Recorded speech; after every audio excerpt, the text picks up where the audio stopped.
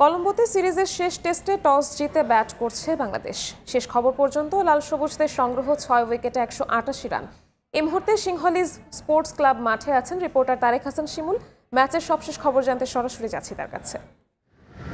শিমুল, বৃষ্টির পরে বাংলাদেশের ব্যাটিংয়ে নামার পর যেমনটা আমরা দেখেছি, মুশফিকুর রহিম এবং লিটন দাস যে একটা পার্টনারশিপ গড়েছিলেন, সেই পার্টনারশিপটা আসলে ভেঙেছে মুশফিকের উড়িয়ে মারার কারণে। আসলে আমরা দেখেছি একেবারে বৃষ্টির পরপরই একটা লাইফ পেয়েছেন তিনি, সহজ ক্যাচ ছিল, মিস হয়েছে, তারপরে তিনি আসলে 35 রানে এসে আরও একটা সেম ধরনের শট খেলেই কিন্তু ক্যাচ দিয়ে ফিরে গেছেন। তার উইকেট পতনের সঙ্গে সঙ্গে আসলে বলতে হয় যে বাংলাদেশের যে একটা পার্টনারশিপ কিংবা ব্যাটিংয়ের যে দৃঢ়তার জায়গাটা, সেটা কিন্তু আসলে খর্ব হয়েছে। লিটন দাস ছিলেন তার সঙ্গে, তিনিও অনেকটা সেট হয়ে গিয়েছিলেন এবং ভালো ব্যাট করছিলেন, কিন্তু কিছুটা আগ্রাসী মনে হলো বৃষ্টির পর এসে বাংলাদেশের ব্যাটসম্যানদেরকে।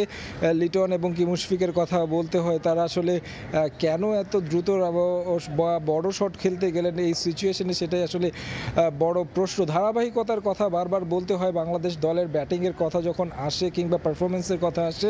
আমরা গলে যেমনটা ব্যাটসম্যানদের দৃঢ়তা দেখেছি, মুশফিকের 163 রানের ইনিংস দেখেছি। প্রথম ইনিংসে 49 রান করেছেন, দ্বিতীয় ইনিংসে শান্তর 2টা সেঞ্চুরি ছিল 2 ইনিংসে, কিন্তু এই কলম্বোতে এসে কিন্তু তারা আসলে কেউই সেভাবে নিজেদের মেলে ধরতে পারেনি। তবে সবচেয়ে বড় যে বিষয়টি, সেটি হচ্ছে সেট হয়ে তিনজন ব্যাটসম্যান, সাদমানের কথা বলতে হয়, মুশফিক এবং লিটন দাস, তিনজনই আসলে ফিরে গেছেন, যেটা আসলে বাংলাদেশকে ব্যাকফুটে ফেলে দিয়েছে। তো আমার কাছে কলম্বো থেকে এই ছিল সবশেষ খবর।